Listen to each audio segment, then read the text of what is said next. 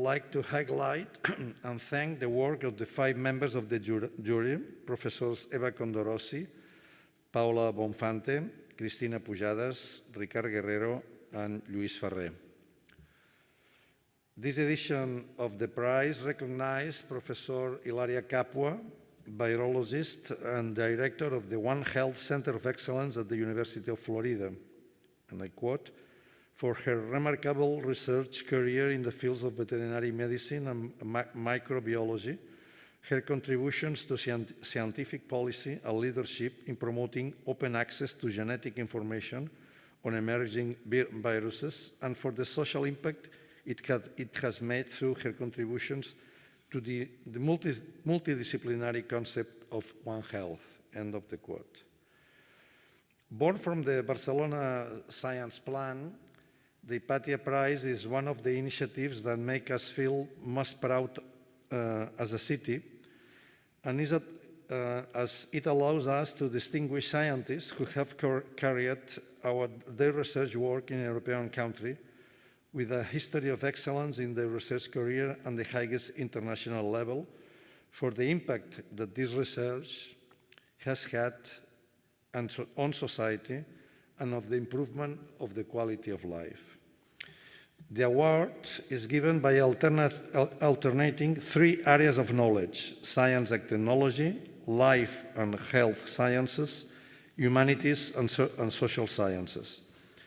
Coincidentally, the year of the pandemic, an area of knowledge of life science and health has been awarded, and it's a source of great pride for us that Professor Hipàtia Capua has won this prize. Lluís Ferrer, President of the Scientific Advisory Board, will talk about the biography of Professor Capua, but let me first to highlight some of the values we share as a city of science Barcelona is. Zoonotic virologist. Professor Capua is a virologist who over time has become well known publicly, but she has also devoted her career to studying viral infections of zoonotic origin, that is, those that can be transmitted to humans, and this is a very important element right now, as you know. Open data science. At the height of the spread of the bird flu virus in 2006, Professor Capua sparked a global debate on the interdisciplinary exchange of data between scientists by publishing the genetic sequence of an African variant of the virus in an open access public database. Her vision was shared by several leading international organizations and led to a paradigm shift towards the real-time exchange of genetic information on potentially pandemic viruses. Global health. She's currently the director of the University of Florida's Circular Health Program, where she works to promote human, animal, plant, and environmental health as the single system through the exploitation of big data. An interdisciplinary way of understanding science that as a city we not only uphold but promote with initiatives such as the 2 calls for grants and the Living Lab that we have fostered for the first time this term, and that are generating research on urban challenges in the city from an interdisciplinary perspective, and that already addressed 27 projects this year. Let me finish stressing the role of Professor Capua as a top international speaker with a vocation for the communication of admirable science and the defense of women in science, technology, engineering, and mathematics. As a city, we are proud to share these values with her and to promote scientific vocations in young women and children, and to articulate a program of scientific culture with universal access for all citizens, like it will happen next week at the City and Science Biennial or the Science Festival. For that reason, we are proud of the present Hipàtia Prize to Professor Capua as a scientist woman of excellence, author of more than 220 articles in scientific journals, and recognized with honors by several awards. Please, Lluís Ferrer, if you want to introduce the idea. I know, well, it's exactly. Sorry, Mr. Eddie Vidal. You will. You're done? Thank you. Thank you very much, Deputy Mayor Joan Subirats, for your opening words. And thank you, ladies and gentlemen, for being here despite the weather. Unfortunately, we have had numerous cancellations because of the rain, so they will be watching live in the streaming. Now I would like to give the floor to Dr. Ricard Guerrero, the Academic Director of the Barcelona Knowledge Hub of Academia Europea. Dr. Guerrero?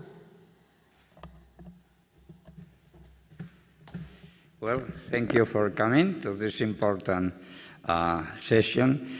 And the first, I thank in the name of the Academia Europea and the Barcelona Hub to recognize the collaboration of the City Council, and especially the Mayor, Ada Colau, and Deputy Mayor Joan Subirats.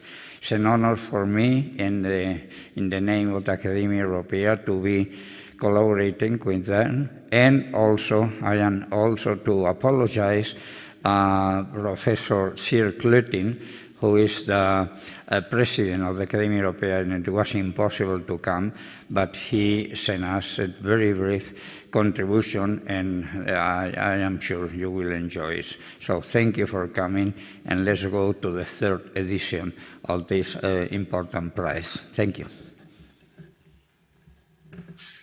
Dear Mayor and Deputy Mayor of Barcelona, dear Chair of the Barcelona Scientific Advisory Council, dear Ricard, dear all. First of all, my very sincere congratulations on behalf of Academia Europea to Professor Hilaria Capua on her receiving the Barcelona Hipàtia European Science Prize today. This is a very well-deserved recognition for her outstanding contributions in the life sciences and her effective connecting of frontier science and societal challenges, which are clearly delivering benefits to both human and planetary health. The Hipàtia Prize is a very prestigious prize, as illustrated earlier this year, when the Abel Prize, considered by many as the equivalent of the Nobel Prize in the domain of mathematics, was awarded to Professor Laszlo Lovasz, who was the recipient of the first Hipàtia Prize in 2018 in the field of science and technology. I want to express my gratitude and congratulations to the city of Barcelona for its strong commitment to science, research, and innovation. This is evident not just in your support of the Barcelona Hipàtia European Science Prize, but also in your very strong commitment to the Barcelona Knowledge Hub of the Academia Europea. The Barcelona Hub, under the outstanding leadership of Ricard Guerrero, plays a crucial role in the realization of Academia Europea's mission on advancing and promoting excellence in scholarship, in particular in Southern Europe and the Mediterranean area. In this context, I will also mention the forward-looking vision as formulated in the Barcelona Science Plan. This is a comprehensive science policy developed by the Barcelona City Council. This plan, with 15 specific objectives and 51 actions to be taken during the 2020-2023 period, and including also the Hipàtia Prize, projects Barcelona as a European capital of science. As such, it clearly sets an example for other European cities by pushing science to the forefront of its mission to inspire breakthroughs to the benefit of society. This is an endeavor we warmly welcome, as it is fully in line with the mission of Academia Europaea. As a pan-European academy with more than 4,500 members who are drawn from all fields of science, including the social sciences and humanities. Again, may I offer my sincere thanks to the city of Barcelona for both vision and commitment. And again, pass on the warm congratulations of our Academy to this year's prize winner.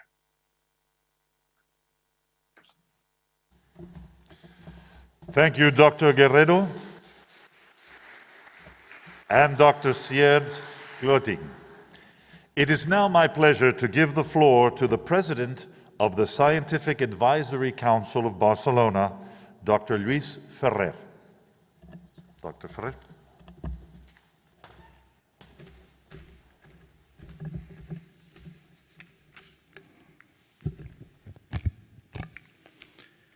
Deputy Mayor, authorities, ladies, gentlemen, Professor Capua, Mia, I'm not sure I will be able to convey the importance of Hilaria Capua's professional career in just a few minutes. I'm sure that I will not be able to do so by simply recounting in detail her contributions, her many positions at academia, or the awards or recognition she has received. No, the way of a very detailed or hyper-realistic portrait in her case might leave you confused or simply thinking that this is just another biography of a scientist in the biomedical sciences, when it is clearly not. For the reason, I think it's better to make an impressionist portrait, or better still, an expressionist one, showing in a few strokes why the jury decided to propose her as the recipient of the Hipàtia 2020 prize. Hilaria Capua's professional career is a multifaceted one, but I think that there are three fundamental traits that stand out. The first one is the quality and ambition of her scientific career. Her first studies focused on avian influenza. A look at her early research projects and scientific publications clearly shows how the continuous growth in the depth and in the ambition of her investigations led her to more and more projects and more research. These first studies had an applicative nature and were focused on the understanding and controlling avian influenza. Rapidly, however, her investigations evolved to studies on molecular pathogenesis and later on to understanding zoonotic aspects of the infection. In this field, she has made very important contributions and gained international recognition.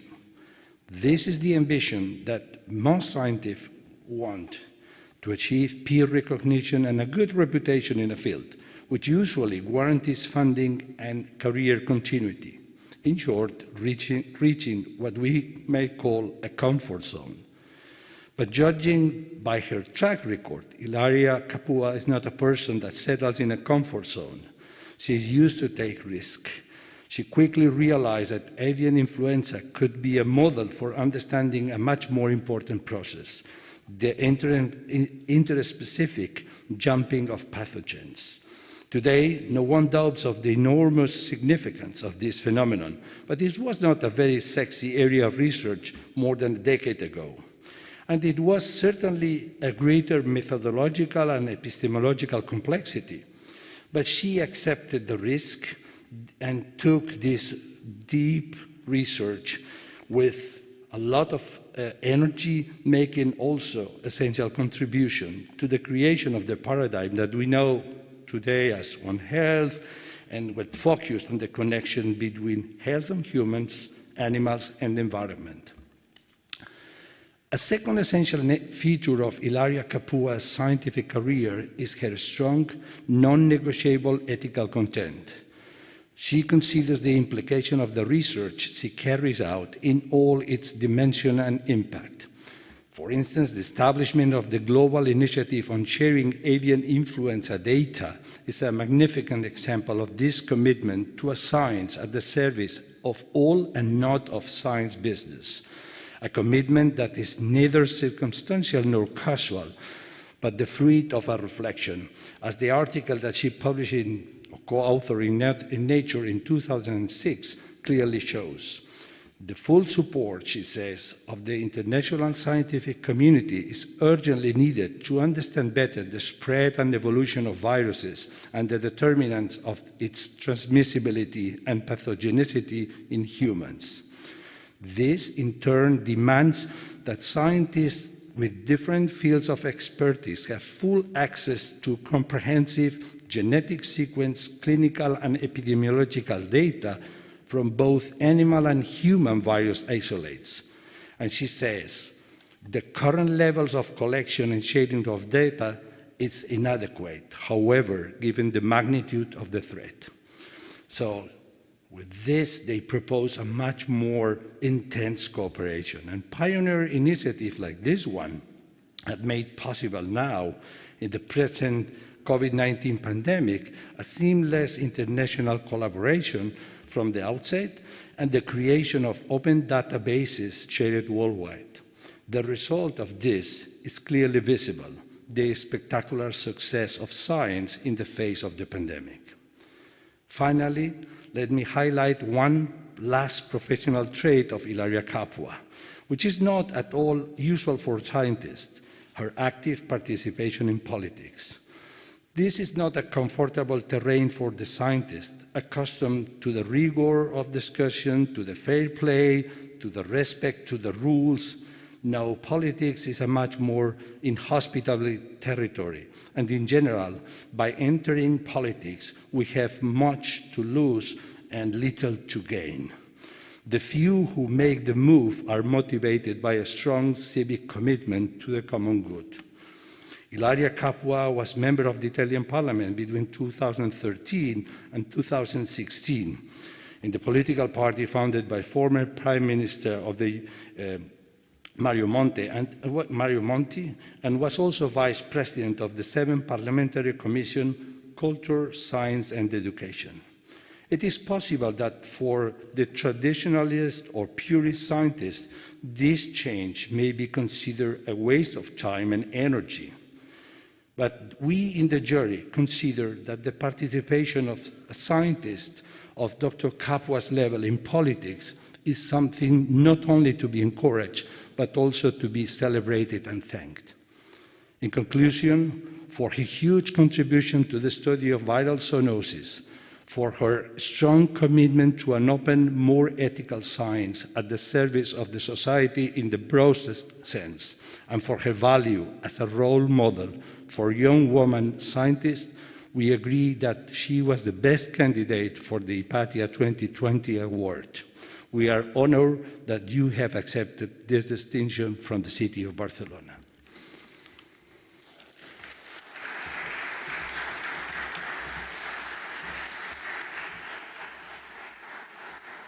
Thank you, Dr. Ferrer. It is now time for what has brought us here today, to present the Barcelona Hipàtia European Science Prize to this year's winner. As we heard before, the aim of the award is to give a recognition to the career of a person who has excelled in the field of science and research at the highest international level, influencing various fields of knowledge and having a positive impact on the well-being of humanity. I now invite Dr. Subirats and Dr. Capua to please come forward for the presentation of the Hipàtia Prize. If you would kindly come to the front.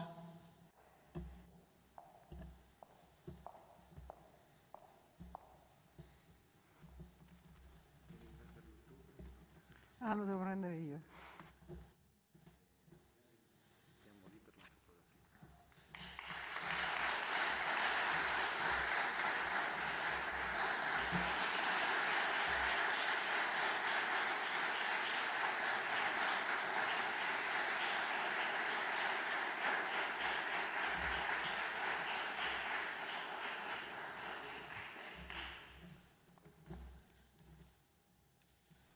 Thank you, Deputy Mayor, and I now give the floor to Dr. Ilaria Capua, virologist and full professor and director of the One Health Center of Excellence at the University of Florida, who will deliver her presentation entitled Circular Health, a new model for the future.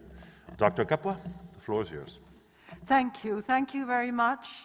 Thank you for being here. And yes, like they're thinking, why is she wearing a mask? And there's a reason why I'm wearing a mask. Because I am now going to take the mask off.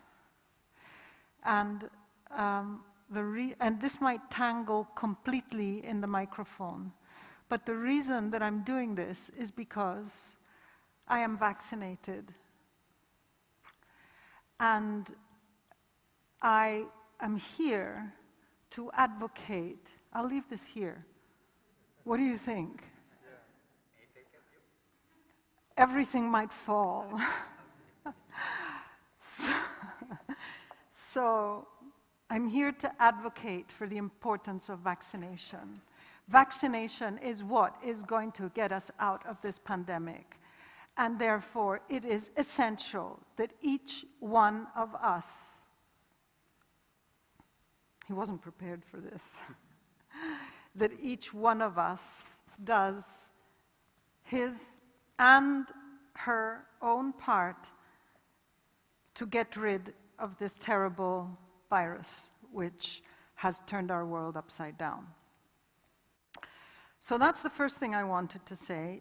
There are a couple of other things that I wanted to say, and I just wanted you to be aware that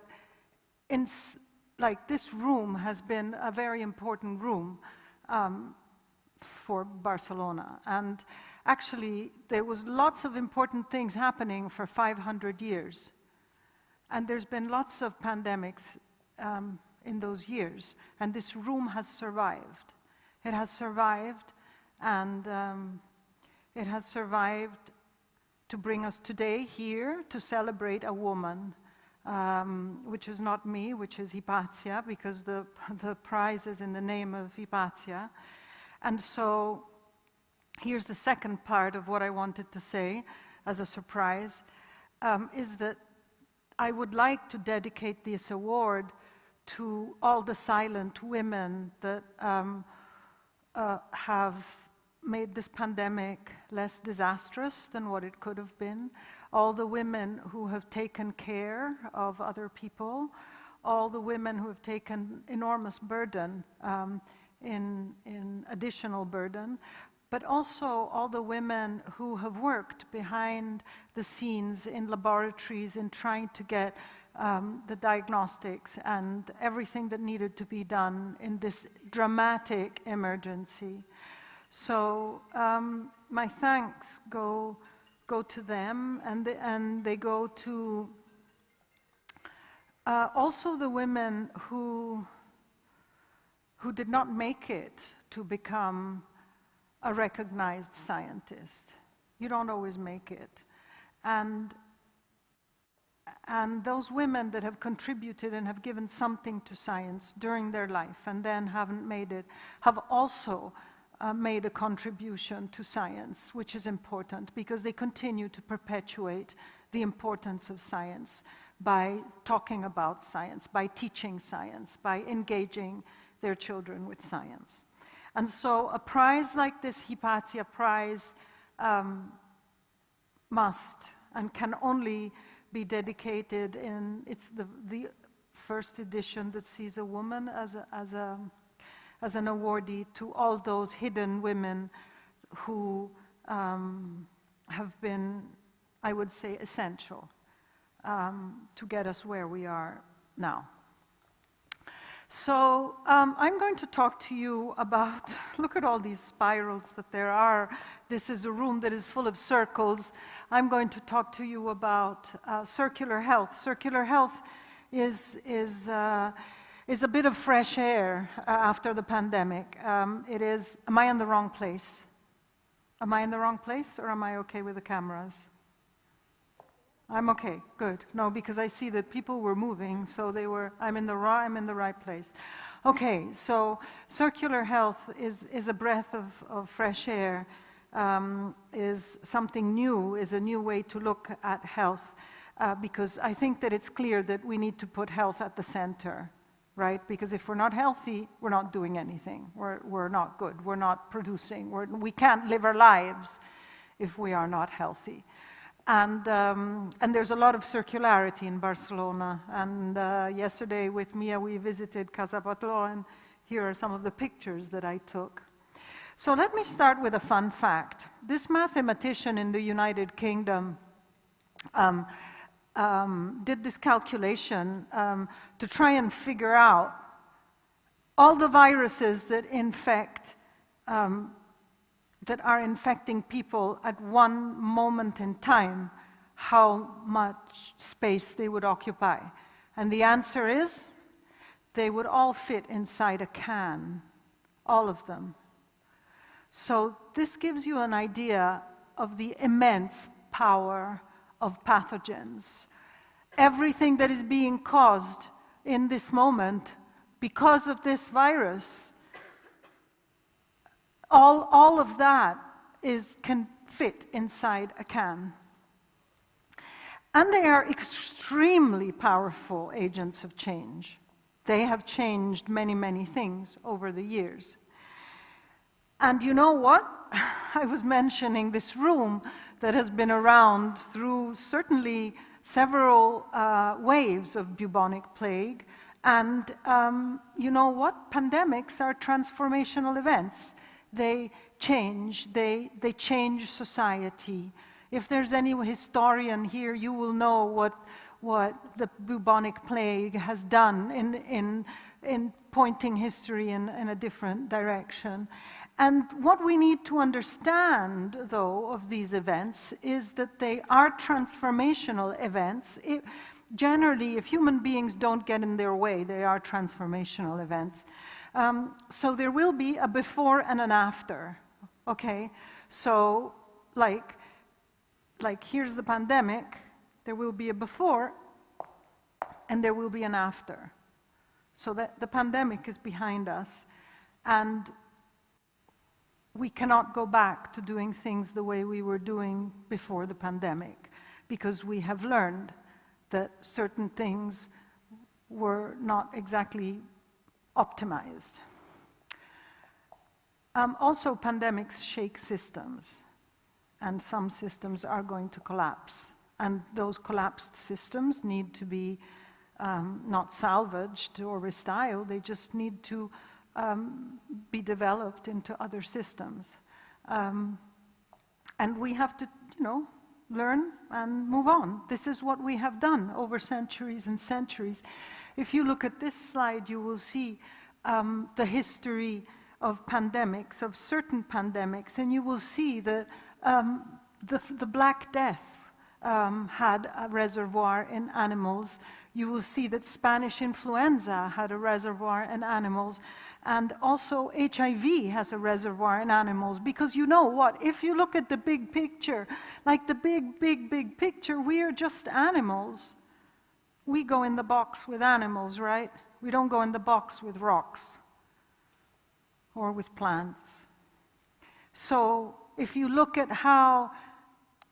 evolution, and you look at how we have this shared environment with other animals, that's why we get diseases from animals, okay? And one of these diseases, which was actually, it was Black Plague, but this plague of Justinian was killing 10,000 people in Constantinople every day. 10,000 people. Can you imagine having a disease that was killing 10,000 people a day? In Italy, we have had peaks of 600, 700 a day in the whole country. This is in one city, okay? So this is what diseases can do. And look at where and how it spread. This extremely devastating disease is spread around the Mediterranean. You know how? On boats. You know why? Because boats carry people, but what do they also carry? They carry rats, and rats carry fleas, and fleas carry bubonic plague. So you will not believe this. But this story starts from a bat, certainly from a bat virus. And I don't know if anyone in this room has noticed that attached to the lamps, there are bats. I have seen some bats attached, but they're artifacts. They are ornamental bats in here. So bats have been with us for a long time. Bats have been here for centuries and centuries. They've been living with us, and bats are ugly. They're actually very fascinating animals, but are quite dangerous because they carry a variety of viruses that can infect people. And we know, and like rabies is one of them.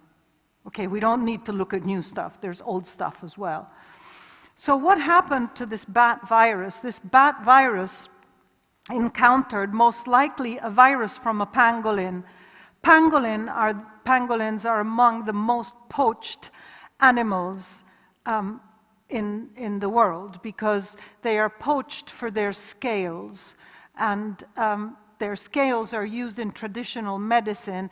And in 2019, they seized 10 tons of pangolin scales, 10 tons. I mean, pangolin scales, so pangolins are like this big, okay? Scales are scales. Potato chips. 10 tons. Can you imagine what a extermination of pangolins? And actually, there was a pangolin day before the pandemic. There is a day to preserve the pangolin. Because we shouldn't be doing these things. We shouldn't. And in any case, we shouldn't be putting these animals together in these horrible places that are known as live animal markets that have cats and dogs and monkeys.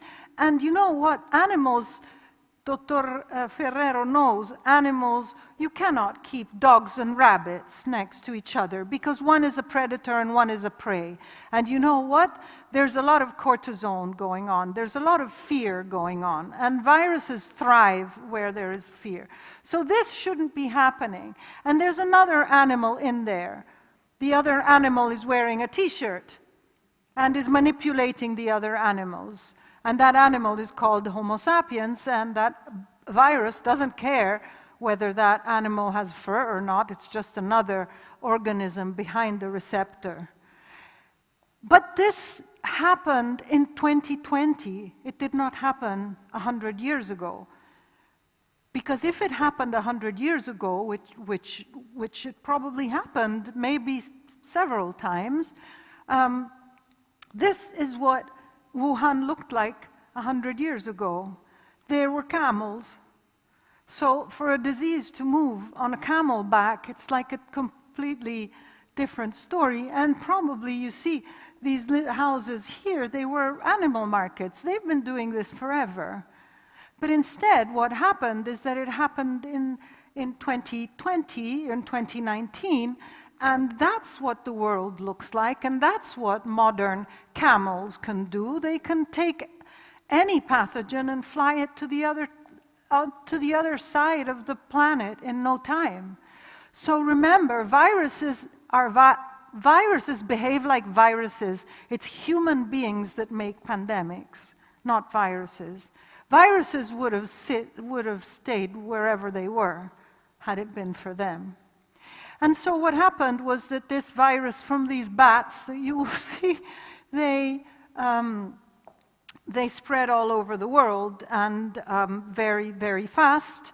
But it baffled many people and many scientists and many decision makers because was it the same everywhere? And the answer is no, because you know what? The virus behaves as a virus, but the problem is the host, is not the virus. And so why is it such a dramatic emergency in Europe with the aging population we have? Because in other parts of the world, they don't have an aging population, and so there's nobody over 40 who's around and who can be susceptible to infection. So what is COVID-19 really? And this was what brings me to circular health. It is a multi-system stress test, right? And it causes a series of effects which are very diverse. It can be highly lethal, it can be highly contagious, it can be non-symptomatic, it can cause long COVID, it can do all sorts of things under certain circumstances. And so basically it is an extremely complex system that revolves around understanding the dynamics of this pandemic. So let's look at just a few things, of the little things that this little ball of jelly has caused, okay? Already 1 month after the lockdown, air was cleaner in China. 1 month after the lockdown, air is cleaner everywhere.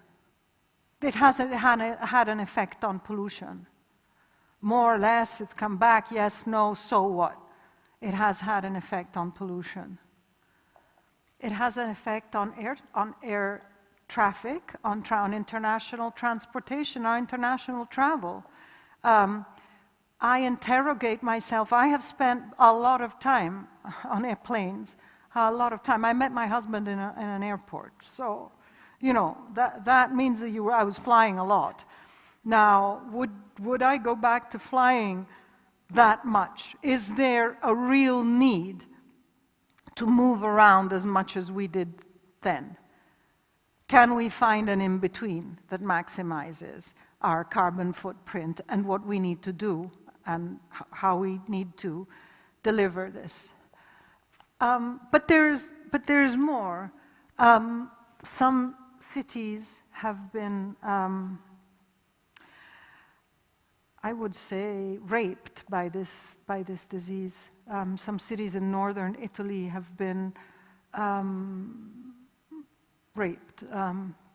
They lost their people. They lost a lot of elderly people. They lost their residents because they left. They overloaded their healthcare system, and it was really hard. It's really hard. And these cities need to find a way to become resilient. They need to understand that the way things were working when it was before the pandemic, we cannot do that anymore because it's just not going to work like that. And other cities in Europe have been crippled by this disease. But not only, we have had to change our way of worshiping and of being spiritual. We can't go to church, we can't worship, we can't be with our friends anymore. I mean, this is something that has enormous ramifications.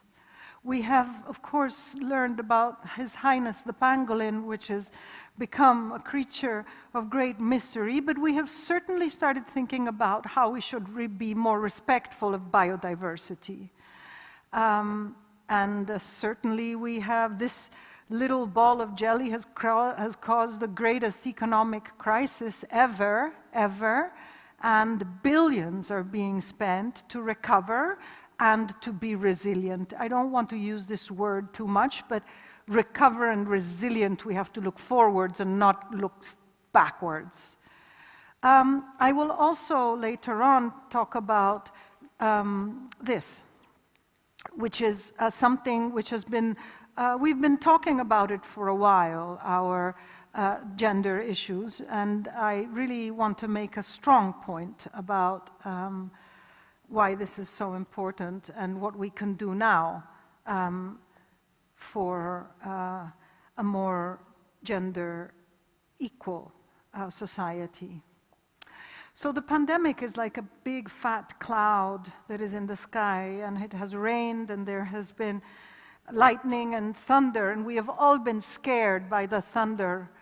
But one of my favorite mottos is every cloud has a silver lining, and I think that this cloud has much more. It has a rainbow inside it.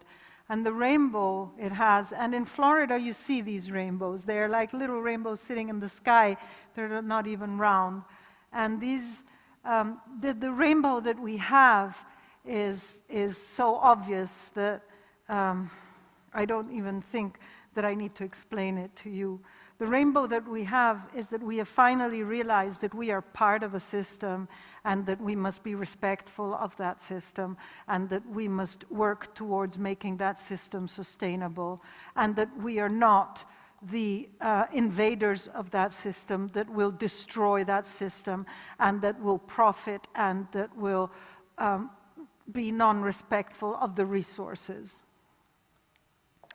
Because what we can do, now that we understand that we are interconnected to the bats that are flying in the sky of Barcelona and of other places of the world, we can actually start imagining that we should co-advance health as a system and not only advance this for one category, but then you do something wrong in another category because things eventually don't add up.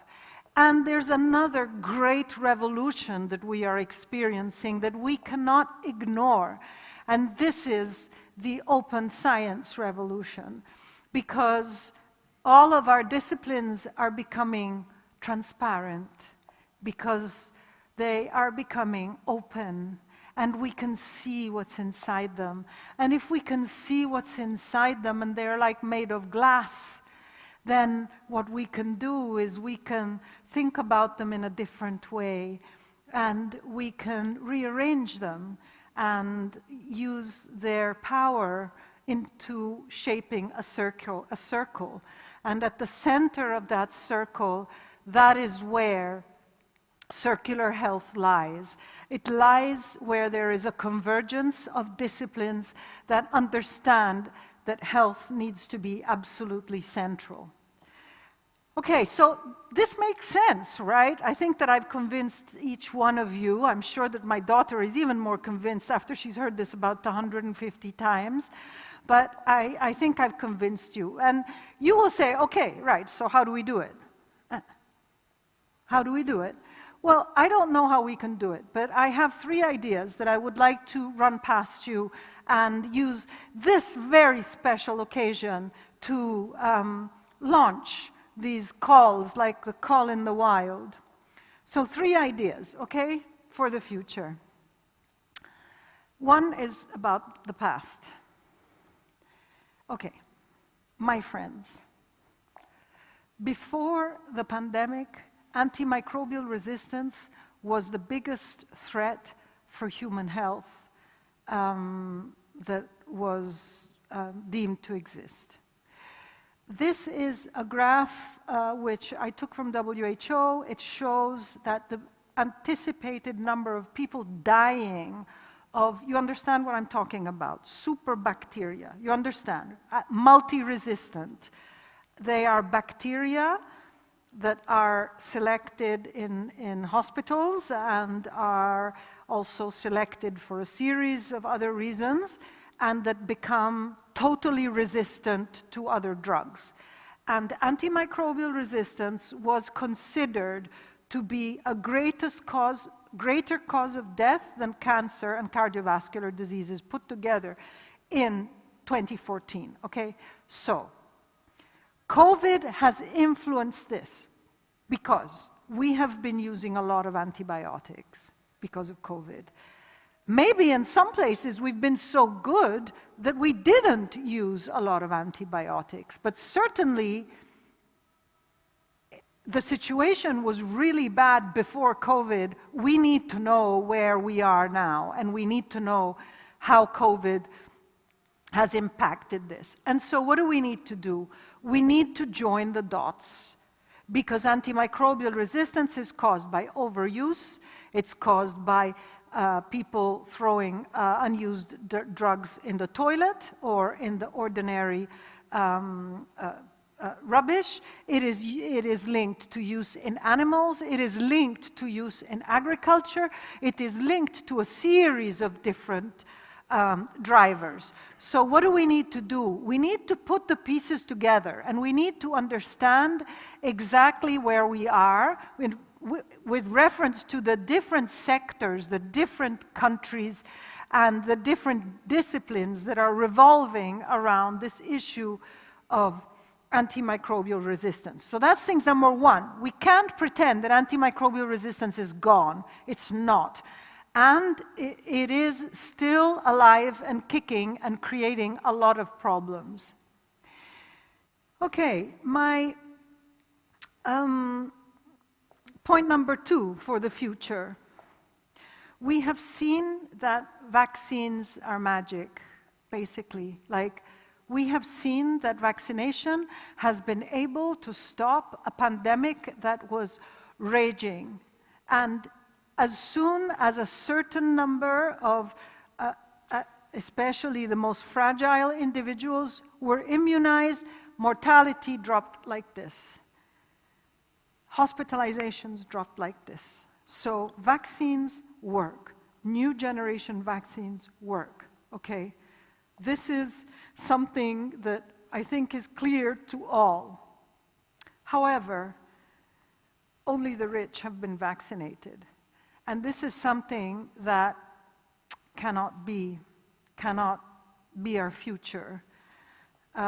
This is something that we're going to have to work on. We have to work on equity, okay? So, but how do we work on equity? Well, do you know that in 2021, we still make vaccines with technology that is rather similar to what Pasteur was using?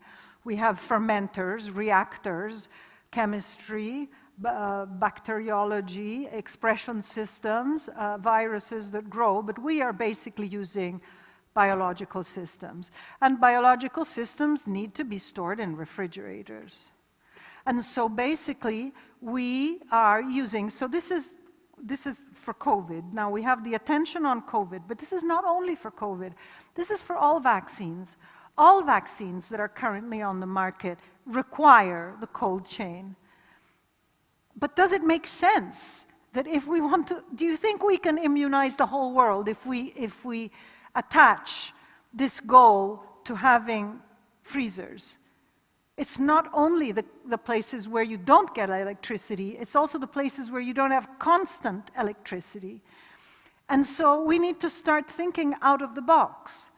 And what do we need to think of? We need to think of ways where you see these people, they don't carry their vaccine like this or like this. You see, there's another box. How well do you think that product has been stored?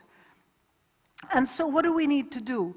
We need to unleash the potential of vaccination, which is investing in making thermostable vaccines.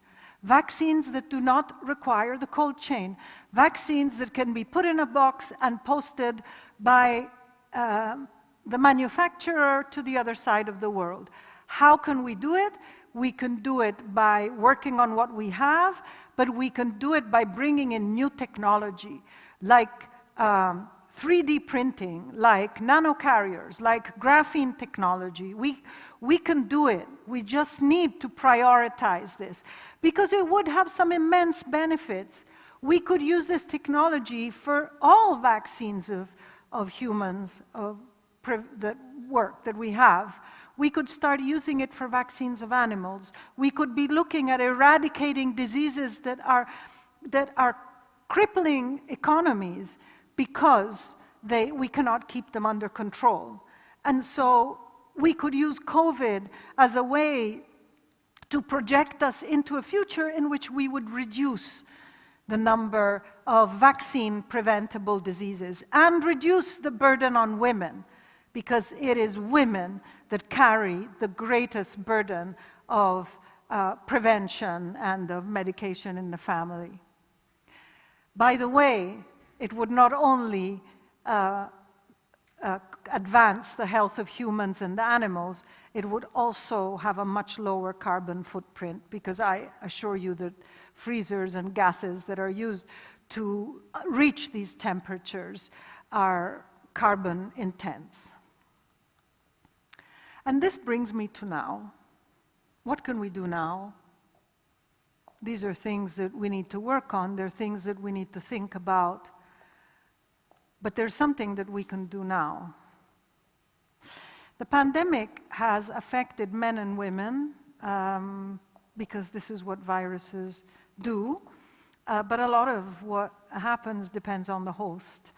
And we have seen that there are biomedical differences between men and women, but there are not only biomedical differences. There are differences which relate, for example, to the medical costs. There are differences which relate to how women comply with certain regulations and how they are more careful about hygiene and preventive measures. Women have also been the category that has lost the greatest number of jobs. In Italy, 90% of the jobs that were lost, women lost them. And so I think that the pandemic has really a multi-dimensional significance that we cannot ignore anymore. And so what can we do now? We can ask for, we can do something that's actually really easy. Easy. Because we are part of the scientific community, we are part of the public administration, we are part of academia. This is like really easy. We can request by default that whatever data that is studied for population studies in the post-pandemic environment is disaggregated by sex and gender. So why do we have to look at data that is not disaggregated? Why do we have to pay to have the data divided by sex and gender, so that we have males and females? Why is this? This is not a luxury. This is something that if all the governors of the world, they tell us we want to help women, we want to empower women, we need to do something for women, but if we don't get the data that relates to women, and not only to the biomedical part, but to how women have been more resilient or how women have been more affected by this pandemic, we will never be able to help women, and we will never be able to unleash the power and the talent that is in our young generation of women. All of your daughters. We need to unleash that power. To unleash that power, we need to understand. And this is something that we could ask, and I am trying to push it through the G20, which is now happening in Italy with a group of women, I would say statisticians actually. And this is something that we can do. We as scientists, we can refuse to work on data that is not disaggregated by sex. We can find a way to make this happen, because this is something, the fact that we don't have access by default to this type of data is really something that we want to leave in the pre-pandemic environment. And with this, I would like to tell you that I really believe that this is the time that we can use all the information that we are generating with our devices from the public administration, from external observers like satellites, We can really use this data. We don't have to hide between the fact that it's not perfect, it's not clean, it's not interoperable. Yes, it's true, we know, but we need to move on. We are experiencing the most measured event in history, and we should really make the best of what we have with our talent, with our knowledge, with our computational capacity, and with the strength of interdisciplinarity, which I think will be the fuel of the future. Thank you very much.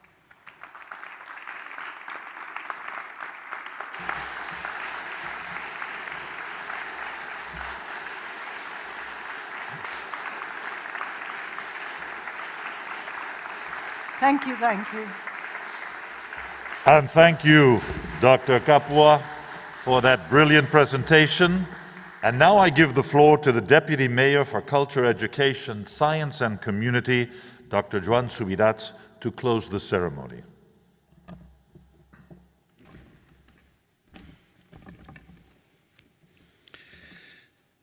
Thank you very much for this wonderful speech. It's not easy to close after this wonderful lecture of Professor Capua.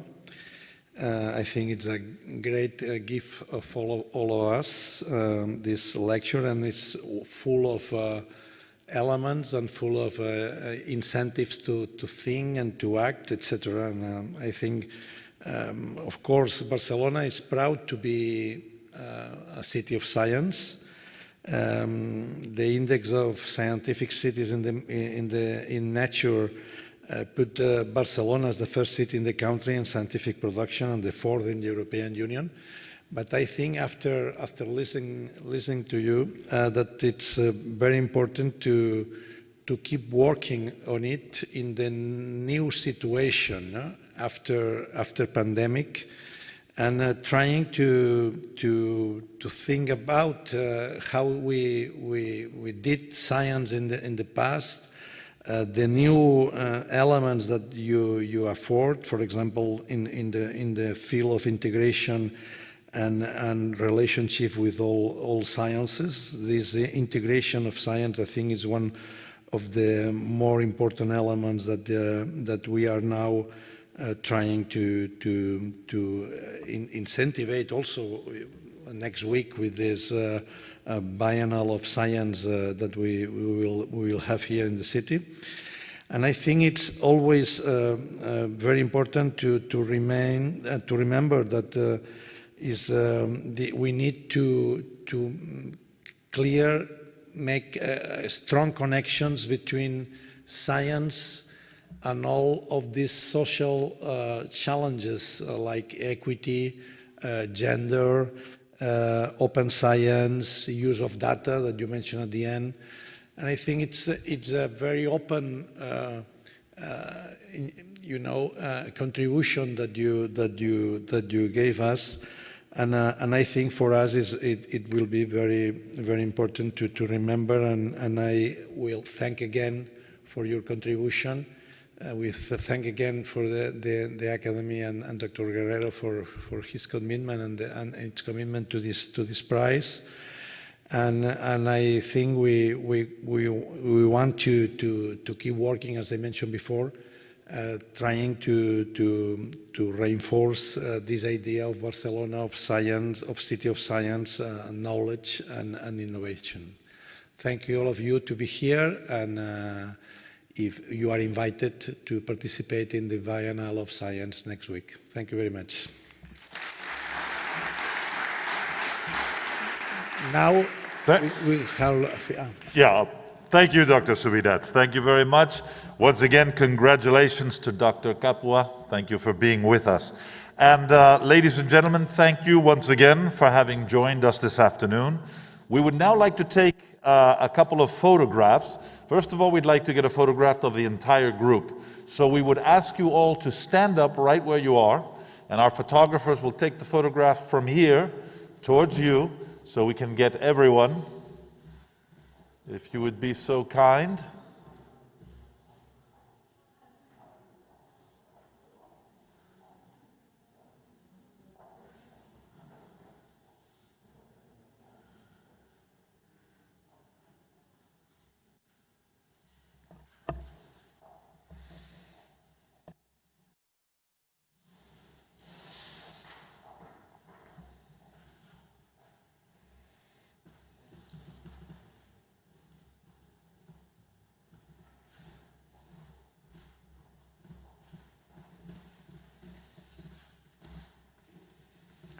Okay, everyone smile.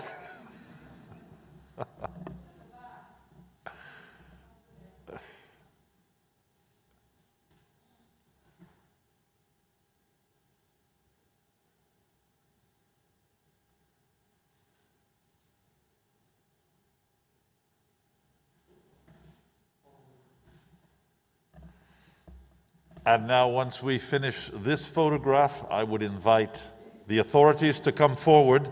Dr. Capua, Dr. Subirats, and those in the first row, if you could come forward. So we'll do a photograph in the other direction.